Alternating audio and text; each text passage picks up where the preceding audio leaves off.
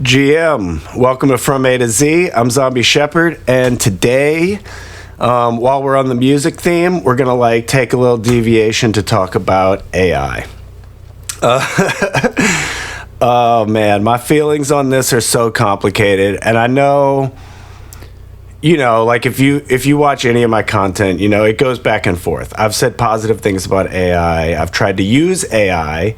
Within the podcast and within the newsletter and stuff like that. So I use AI still for some things. I don't use it as much as I used to because I was really trying to experiment and get into it, and I just don't find it to be as useful as I would like. But I have very complicated feelings about AI.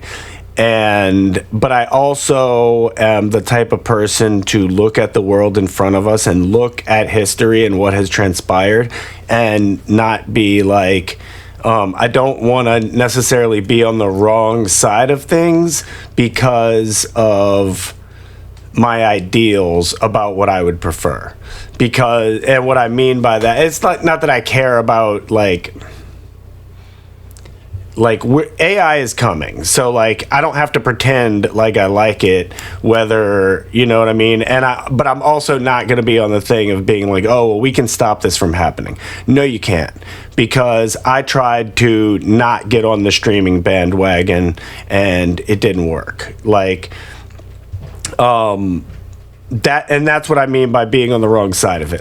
It took me a long time to get into music streaming, and I'm proud of that, and I'm happy about it, but it didn't gain me anything, except the moral high ground, I guess, to be you know what I mean? I never gave Spotify my money. So that's about the only moral high ground I have for the thing. Yes, I bought records directly from artists. Did that matter? A lot of the indie artists that I bought records from, never heard of them again. Never saw them again. I'm glad I bought your record for $25, but it didn't help that person succeed. Because the reality is, the music industry, you're not going to succeed without making money in other ways. Even Tame Impala, for instance, the only reason he is able to survive is because of a Verizon commercial. That was why he was able to tour and do other things, and I'm sure he's made other money since then. But my point being that that was one of his springboards, was a sync placement in a Verizon commercial. I'm pretty sure that was it. I could be mistaken about the brand, but whatever. If you listen to people that go on Rick Beato's YouTube channel and podcast, musicians are already using AI on the back end. You may not be hearing it, but they are for sure using it to help them with processes, whatever that might be, lyric writing or, I've used it for technical reasons, not necessarily for my music or in the studio. Oh yeah, I guess I have for technical stuff, meaning this is actually my biggest use case for AI is just direct information, meaning I've read a lot of, and we've talked about this before, but I have music audio books and stuff like that, and things that tell you about frequency and things that tell you about how to use EQs and compressors and stuff like this. And you can have your go-to ways of using things, you're going to use it a certain way on a bass, you'd use it a different way on a kick drum or whatever. So you have knowledge that you build up over time, but then you also have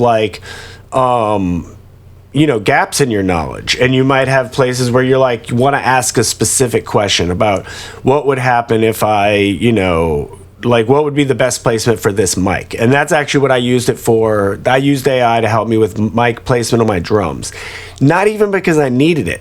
I had already had the mics set up, and actually the new album, those mic placements are me setting it up by by knowledge and by ear, by doing tests and moving mics around and getting the sound I liked out of the microphones. So my entire album was recorded, without doing that thing. But when I set up my new studio here, when I was setting up the drums, I did think about it, and I was like, you know what, like, I wonder if I could better utilize my microphones. I wonder if there's a better way I could place these mics. And it was mainly because the mic I had on the kick, I was like, this would be better as an overhead.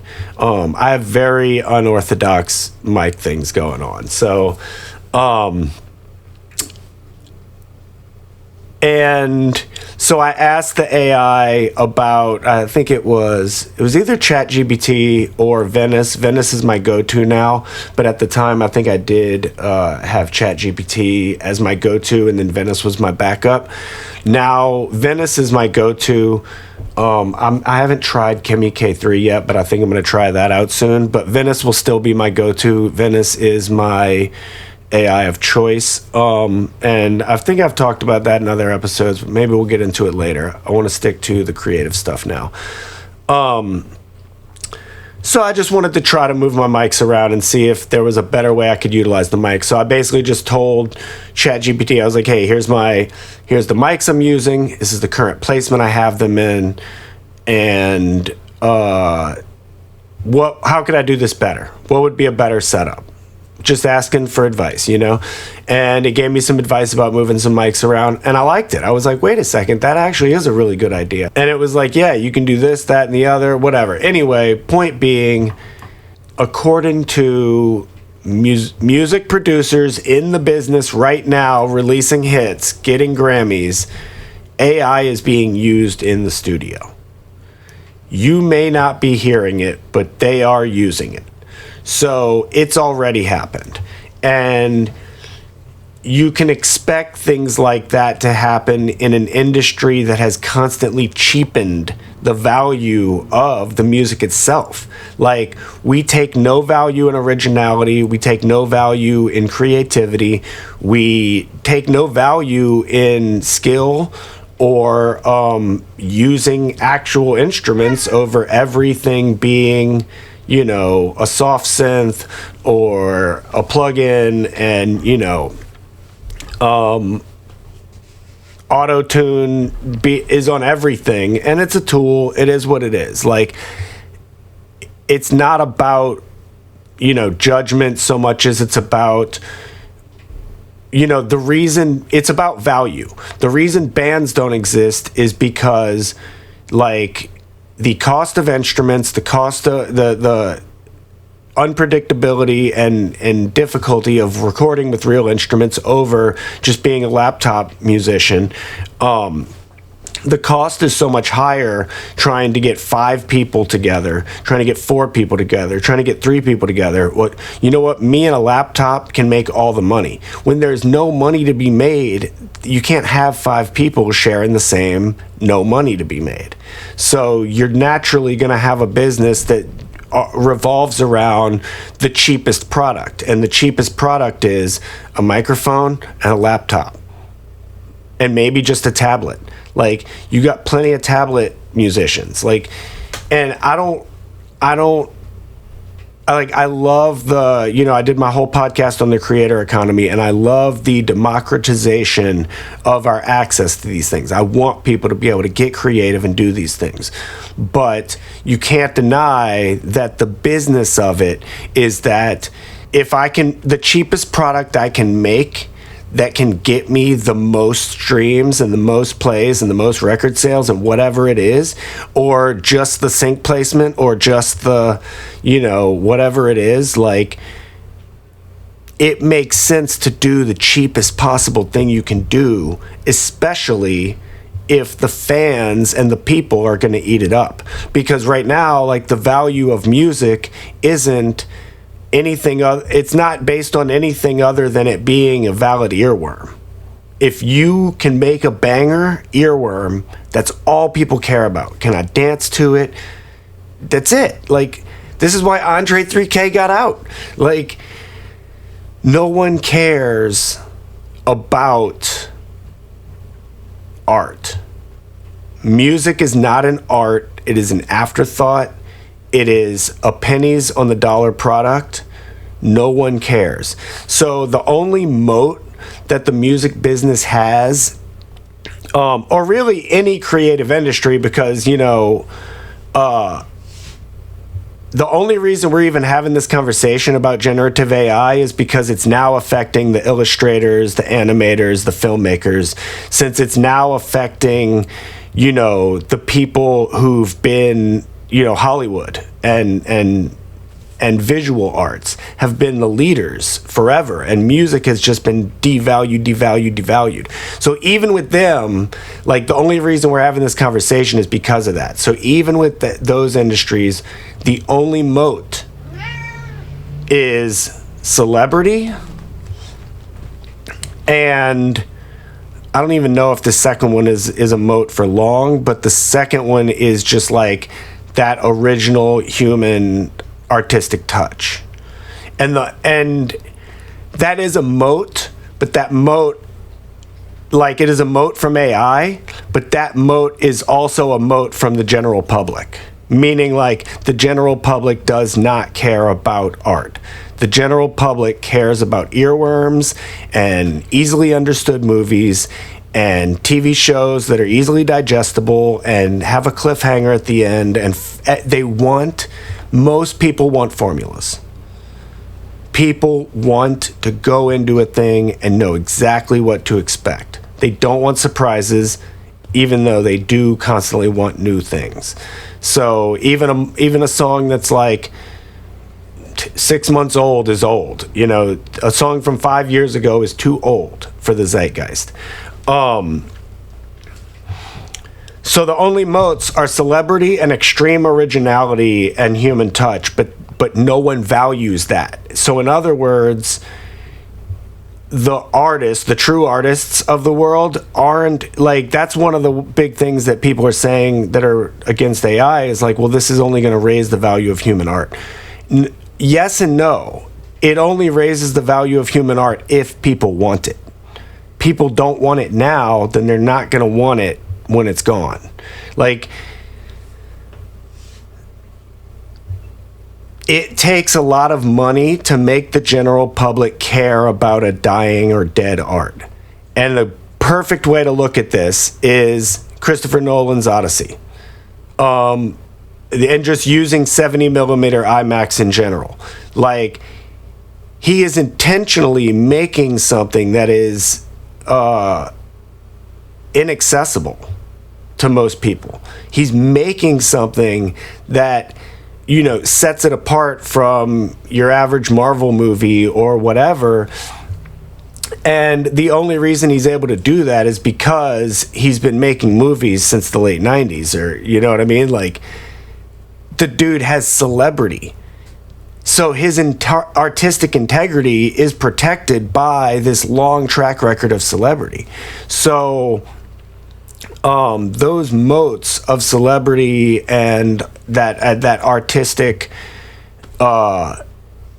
analog quality integrity, those things won't be accessible to your average, you know, 20-something person. You know what I mean? Like, your average musician just going for it for the first time is not going to have any advantage by just saying, I never use AI for anything ever. That will provide you zero monetary advantage over the next person who does almost everything with AI. And so currently there is a stigma to AI music, and I understand it. I hate it. Like, you can hear a lot of it. You won't be able to hear it forever.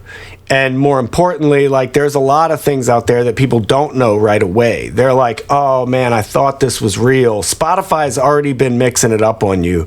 And this is in general, my full view on AI is that, like, if you think you can see it, you will be fooled, because you have this confidence that you can always detect it.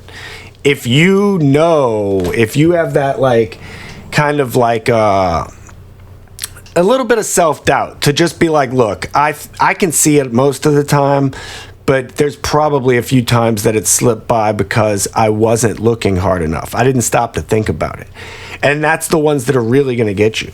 And what I mean is that, like, you might be scrolling and see something that's AI, but you didn't care about the thing long enough to watch the whole video or even absorb it into your brain because you didn't care about the subject or whatever.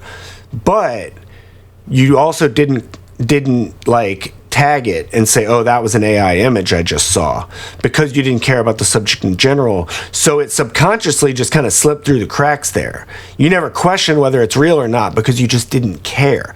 And so in that way, things can just pass right through the filter because you're not looking for it. But also, I equate this to like CGI.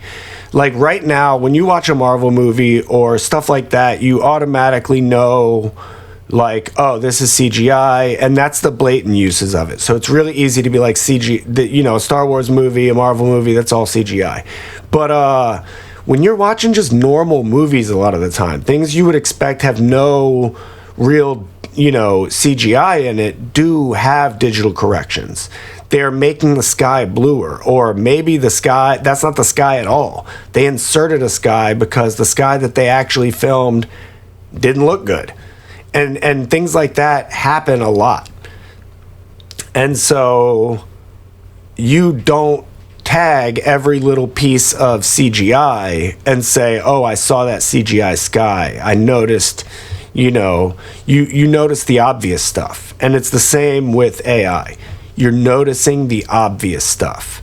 And just because, like, your mom or your grandma gets fooled by it, or even people your own age are getting fooled by it, and you automatically saw it and said, hey, I know that's CGI, I know that's AI, doesn't mean that there aren't much better things out there that you're not seeing, or less obvious things that you're not seeing, and more like, it's just less blatant. And so you've probably missed it either because you weren't looking, or mostly because you weren't looking. Like, that's actually the most insidious part of it, is like not even thinking whether or not it's AI. You don't have to go to the degree of believing it or absorbing it or caring about it. The fact that you can scroll by it and it just gets absorbed into your knowledge base, because we know, like, to some degree, the things you absorb on a screen kind of like create memories similar to an experience. Like, obviously not as three-dimensional and full, but it's sometimes hard for your memory to differentiate between things you actually experienced and things you just witnessed. The moat of celebrity is, currently what we're dealing with. And the reason I say that too is because the only people who are going to have the money to protect their likeness are celebrities. Otherwise, it's all getting absorbed. So we live in a world where a lot of what we absorb is already slop. Human slop. Whether we're talking about McDonald's, we're talking about a lot of radio music, these one-hit wonders and these things that are, like record companies have forced a sound, and right now the record companies are losing their grip. But the reality is, like, we've lost the art of the bridge in music because music has been ground down to the simplest earworm you can get. It doesn't, like, I've watched like music YouTube channels where, people who are teaching people how to create in a DAW and things like that are saying, like, it doesn't even matter what your lyrics are. And that's the kind of stuff we're getting. Obviously you got your low quality slop on SoundCloud. The reason SoundCloud is the slop channel is because you can release 3 hours of music for free or something. Yeah, that's what it was when I did it years ago. But there's no bar to entry on SoundCloud. Whereas if you want to get your music on Spotify and YouTube and other places, like, you can upload it directly on YouTube as well. So a lot of people do that. But the point being that, like, if you want to get larger distribution, you have to pay for a distributor. You got to pay for someone who's going to put your music out on all the platforms and collect royalties and all that. So there's a lower barrier entry to, using just YouTube or SoundCloud directly. And so by releasing your music there, there's a more slop level because these people aren't putting any money in to be able to release. Whereas people who are on Spotify, they at least are paying somebody $100 a year to release, they're paying they're paying something to get in. But even a bunch of the stuff on Spotify is slop. Just because you're paying $100 a year doesn't mean that your music is much better or any better than a person on SoundCloud. So music has been reduced to just like saying anything that the kids think are cool. The kids, adults love it too. Just like the things that people say are not very intelligent. Like the things that get stuck in our head, the most viral. I'm not going to pick on any particular songs. I'm just saying that like we're at a very vapid stage of lyrical content and music in general, and just creating an earworm is enough.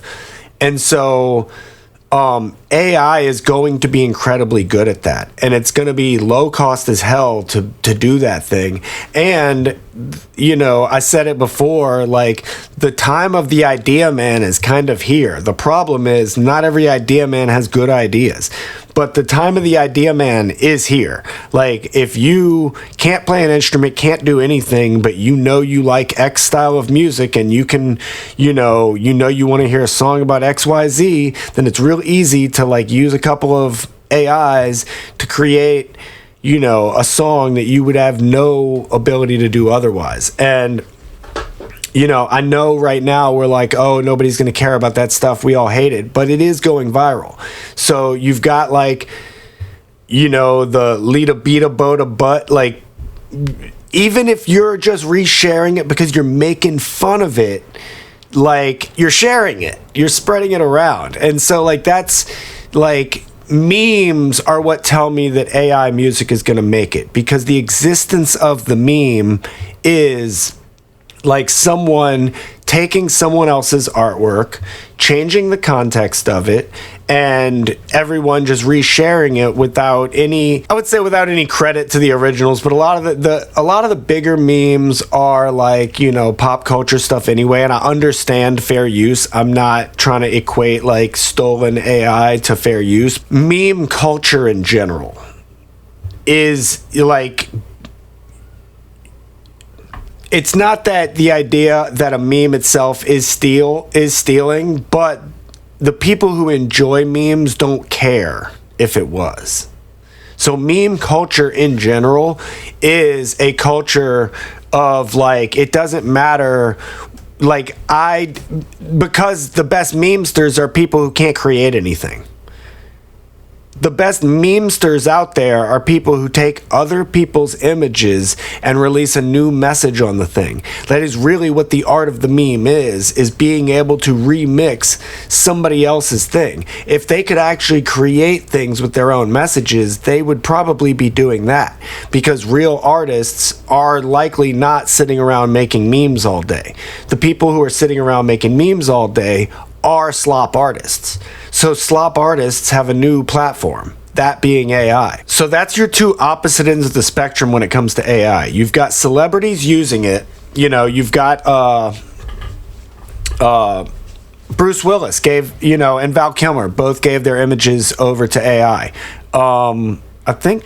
Pretty sure Bruce Willis did. Anyway, Timbaland is working with Suno. Like, these are your two ends of the spectrum. You've got celebrities using AI. You've got producers and engineers and artists using AI in the studio. You've got people who are already in the business using it on the back end and hiding their use from you. Then you've got slop. And you're not going to stop slop. And that's what I mean by being on the right side of history, in the sense that, like, I don't, like, when I first saw AI coming out and I was using it, I wanted to see productivity of already creative people. It was so short-sighted to not think about how like this stuff was so good that vast amounts of uncreative people were going to be let in, and the floodgates of just garbage stuff was going to happen. That being said, there's still going to be good art created using AI. Right now, the good artists aren't going to touch it because the good artists are going to lean into the originality and the human part of it and try to hold on to that as much as possible. But in the long run, industry is going to lean AI. So if you want to survive in the business, you're going to use the tools that lower the barrier to entry. Bottom line, end of story. Like, it's not about morals and values. It's about what the market is going to do. It has been doing that, and to think that for any reason it's suddenly going to like shift, like think about what it would take for it to shift. You would need you would need fans supporting creators directly. They don't want to do that. Like, I've talked to people, like I remember another filmmaker I know, another animator filmmaker that I'm a friend with, told me one time that he would rather give me $60 once a year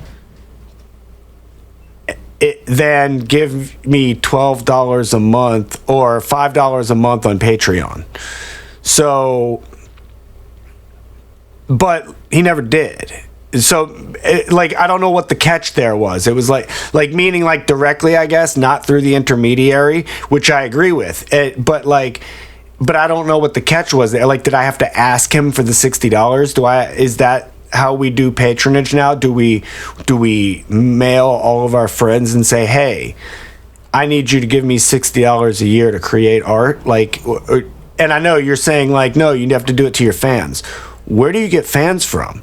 If your own friends and family and other creators don't support you, how do you get fans? By going viral on social media platforms that are burying your art on purpose.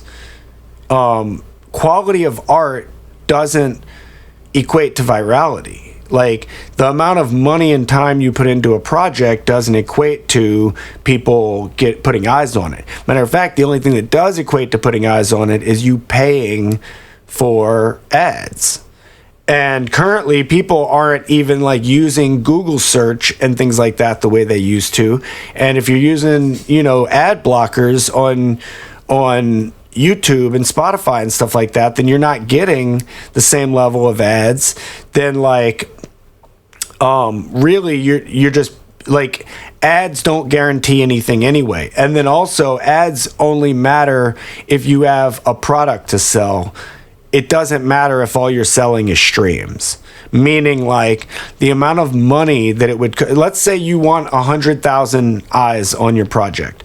It's going to cost you a few $1,000s across multiple platforms to get 100,000 people to even look. Out of the 100,000 people, only 1% are going to click through. So what's that? 1,000 people? Out of 100,000 people, you're going to get 1,000 people to actually watch your video or listen to your song. 1,000 streams pays nothing. Zero. Even if it does equate any amount of money, you can't access that money until it hits $50 or some arbitrary number that the platform has set, and your ability to get to that number is heavily limited. And yes, I know there are people out there going viral. You never know what's going to make it. That is the dream that keeps everyone uploading and uploading and uploading. It's like a lottery. Every video you upload is a dopamine lottery. Every Spotify release, every time you put something out there, you are getting the little reward for likes and maybe some comments and some shares and this and that, but you're really hoping for the virality. And And that's the only thing that's actually going to like make you any money. But the other part of it is like that virality only matters if you can springboard it into more money, because virality itself isn't enough. You have to go viral with a product. You have to have something to sell, because if you go viral and you don't already have something in hand for people to buy, and then like your chances of springboarding virality into, you know, life-changing wealth, or even just like the ability to fund a project, are basically zero. And so like this is something I learned while working in the crypto and NFT and creator economy space, was that and I kind of learned it before that anyway, but like it's just become more and more and more clear, is that you can never ever ever fund a Marvel movie on fundraising. Like you're not going to do it based on like the people that want to go watch that movie. It's never going to happen. You couldn't do it on Kickstarter. You're not going to get it done on Patreon. The quality of movies that people expect will never be done by patronage. It will only be done by large pools of capital. And so, you know, it's really hard to talk about any of these industries without getting into the political landscape that lets any of these things happen. And so, to stick to the subject of AI as much as possible, like, it's just another barrier lowering technology, and in an economic system whose entire purpose is to devalue the product and squeeze the consumer. That's it. Like, art only gets more rare. And I've thought about this too, kind of like, if you think the economy is going to turn back to an artist-centered economy, where if you actually want, you know, quality clothing and quality music and quality paintings, you're going to pay a lot for it. That makes it inaccessible. Meaning, like, the average person is just going to have to absorb it on TikTok or Instagram or Spotify or YouTube. To get your product out to the average person, you're going to have to release it at the slop factory.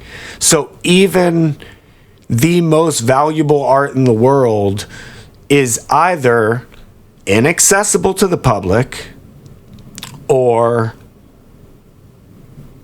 on the slop factory floor right next to AI.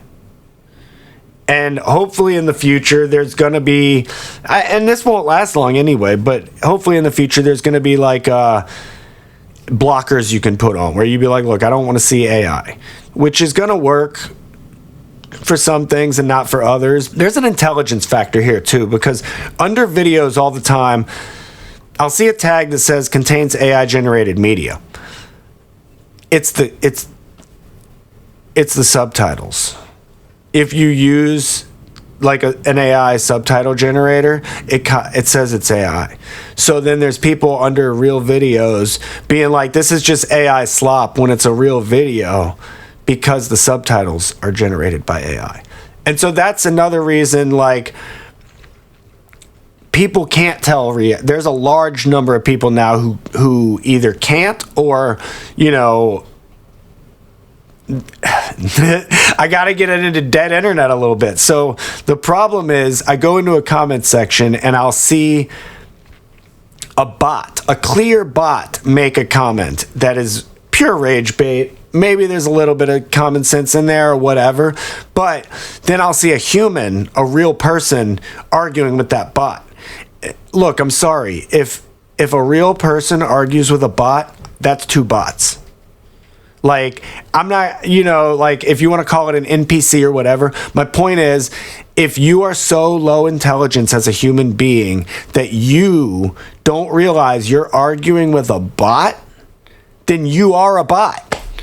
Like, there's fundamentally no difference between you and the bot, because that is the entire point of these bots, is to cause real discourse with fake discourse with real people. Like and then you get real people spreading that disinformation. We've known this since 2016 with Cambridge Analytica getting busted interfering with the US election via Facebook. So like we know that this is a thing, but back then it was supposedly just Russians, but it was Russians using bots as well, or North Koreans also. But either way, like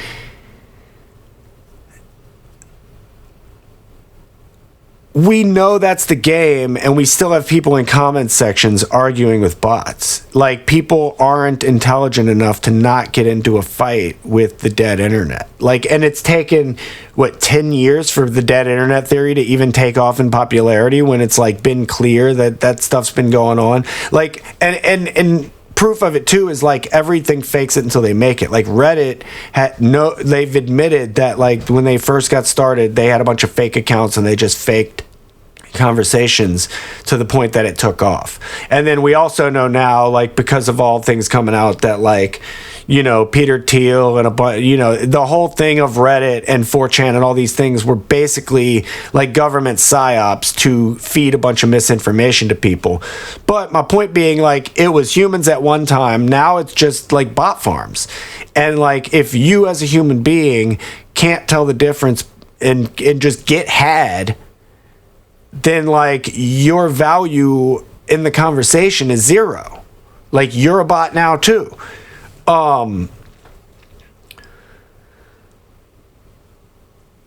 You're spreading the misinformation of bots, or you're getting into back and forth conversations and trying to convince the unconvincible, the unrage baitable bot.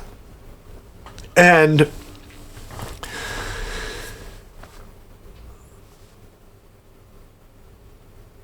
all of this tells me that AI is going to make it. Like, the internet has always been driven by low quality content, not high quality content.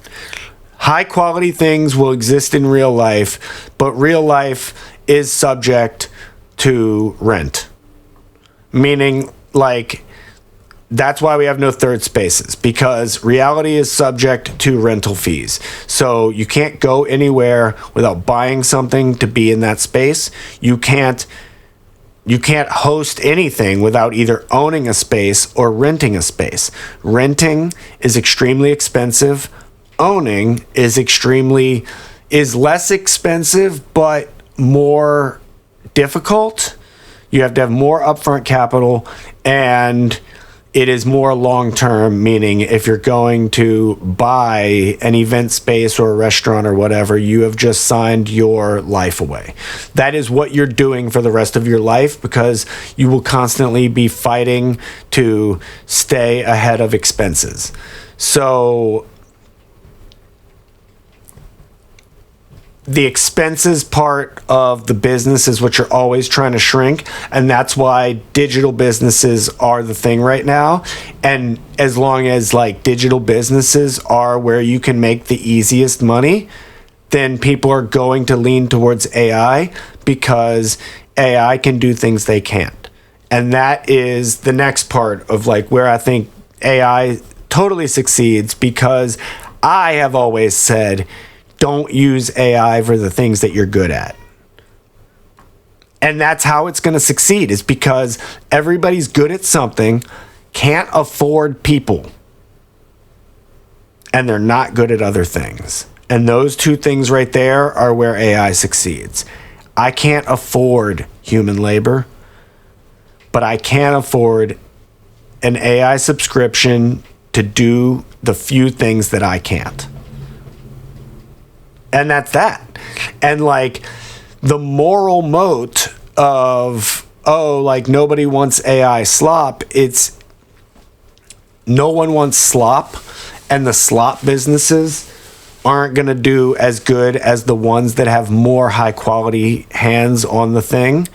But the reality is, the people who are 100% no AI, no, I'm not doing this. Like, they're going to use AI for something. The people who are 100% not going to use, that's like saying, you're not going to use a third-party intermediary for payments. Not going to happen, because that's what crypto was, and nobody will use it. Like, NFTs are that for artists.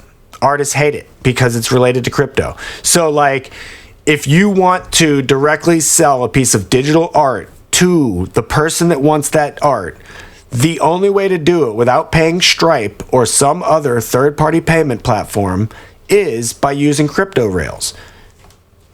Artists refuse to use crypto rails. So, that moral high ground of like, I'm not going to use this technology is me. Okay, well, you're not going to use crypto. You are going to use Stripe. You are going to use a bank. You, like, when you, even if you're in an art market, even if you've got your little stall and you're selling it in person, who's got cash? You're going to have a Stripe reader. You're going to take Venmo. You're going to take Cash App. You're going to go for the lowest fee. And I understand right now Cash App is letting free transfers. That's because someone's paying on the back end. So, like, yes, you may not, you can take your 1 to 3 business days transfer on Venmo or Cash App for free, but someone's paying for that. It's subsidized. So, meaning, like, you don't actually have a moral high ground because either Elon or Peter Thiel or some other tech bro is still making money off of you because of the moral high ground of saying, well, I don't want to deal with a decentralized technology like Ethereum because I'm anti-crypto. Especially because a lot of the anti-crypto sentiment comes from claiming that crypto is bad for the environment when it is actually not as bad as it used to be, and it's not bad at all if you're using proof of stake like Ethereum. The reduction from proof of work was like 99%, and even including Bitcoin mostly tries to run on solar or other wasted and unused energy. So the energy moralization argument against using crypto isn't valid, but a lot of people still won't use crypto.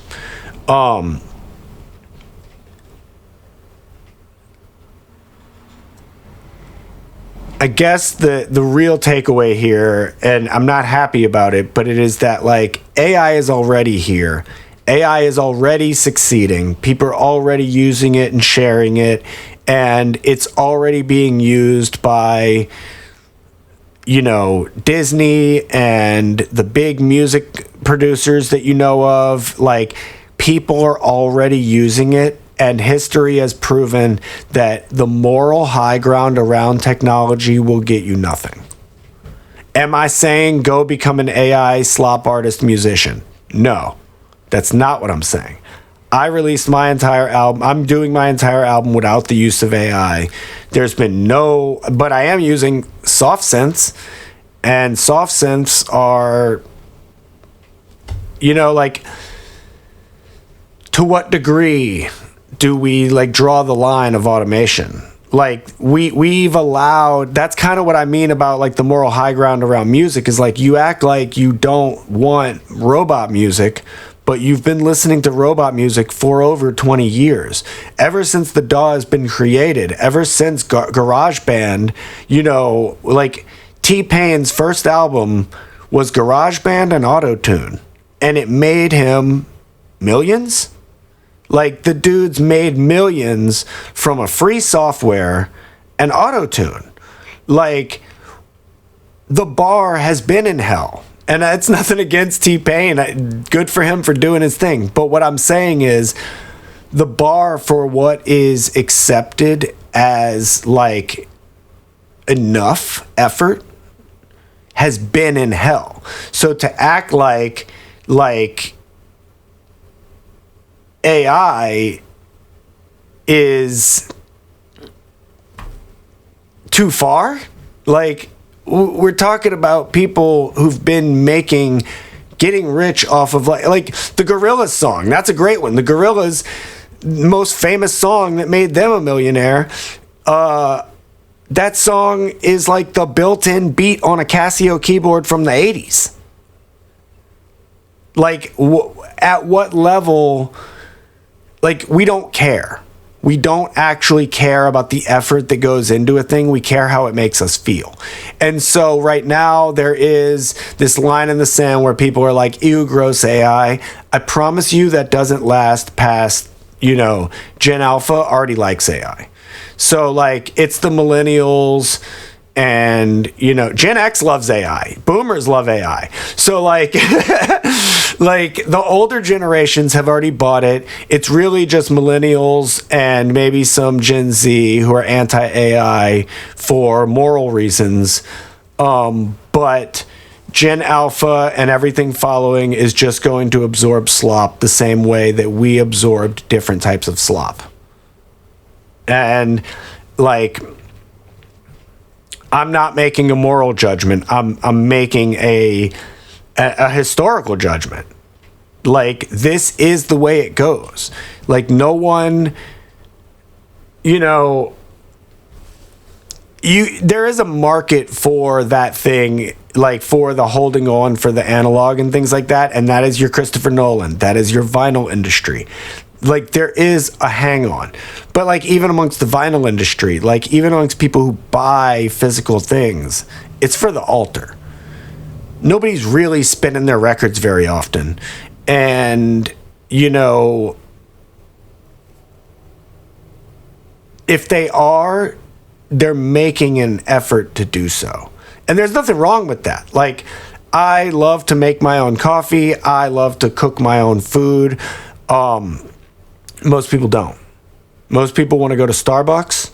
Most people want to go to McDonald's. Most people want to go and have things handed to them very easily and ready to go. So that is why I'm saying, like, the moral high ground is not an indication of what the future is going to be.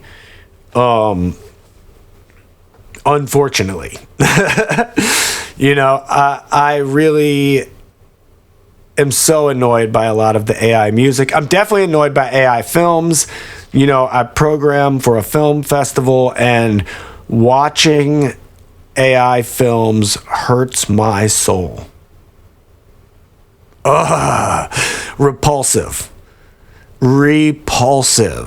Like, these AI films are like proof of concept.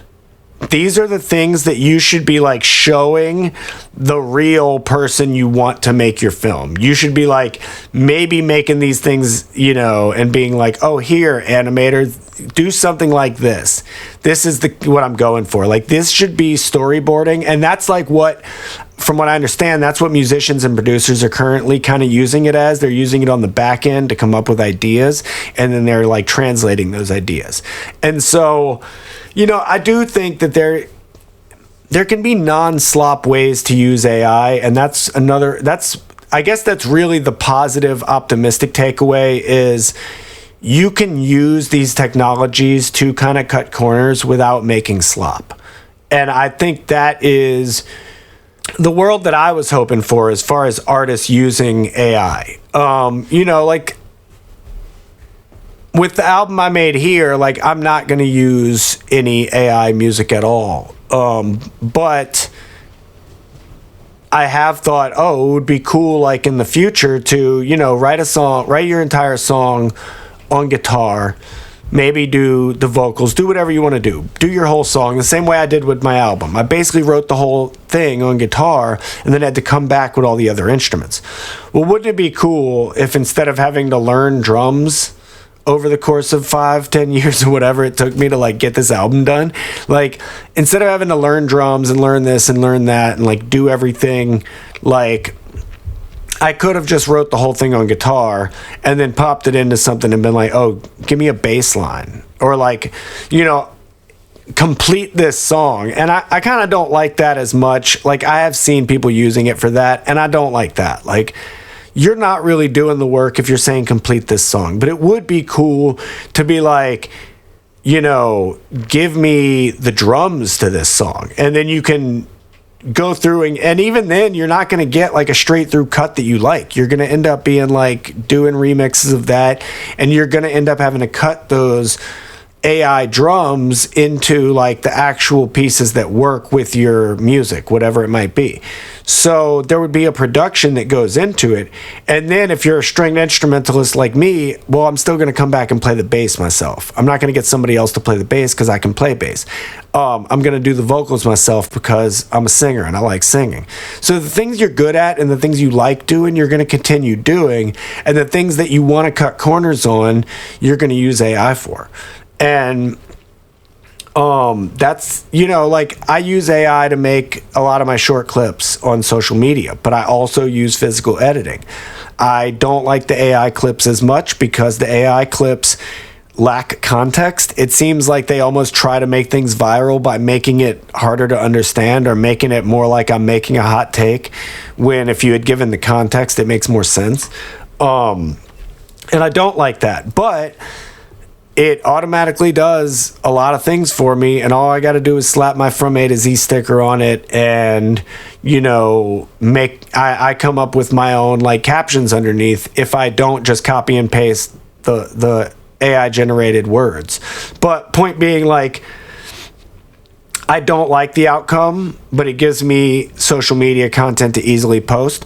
And then I do my own edit where I crop everything down to the right size, and then I release the entire thing. I'm not going to go through, I don't care about trying to make clips of my long form. I just cut the whole thing down into 10-minute sections and release that on TikTok, and then on Instagram and on TikTok I use the Opus Clip AI edits. Like, it's good enough. Like, for most people to find my content, I don't need to pay a shitload of money or spend a shitload of time trying to make these little, you know, clips. This is good enough.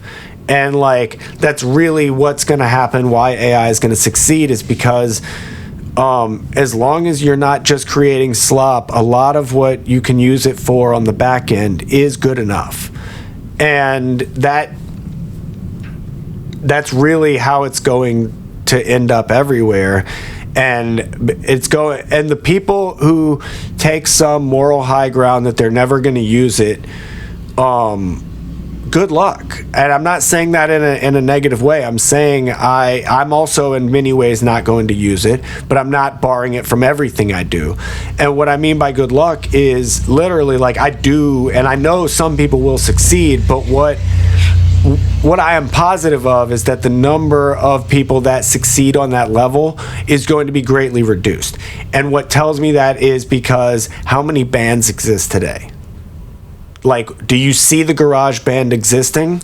The barrier to entry, the amount of money it costs to be in a garage band, the cost of not being a laptop musician is so high that you don't see bands anymore. What happened to all the animators? Like, since Pixar came out, since we've got the 3D technology, since we've got Blender, what happened to all the pixel art games since we got and we do have a lot of pixel art games, but it's like, what happened to the last generation of whatever medium you love when it was replaced with the much easier new shiny thing? Like, Blender killed animation.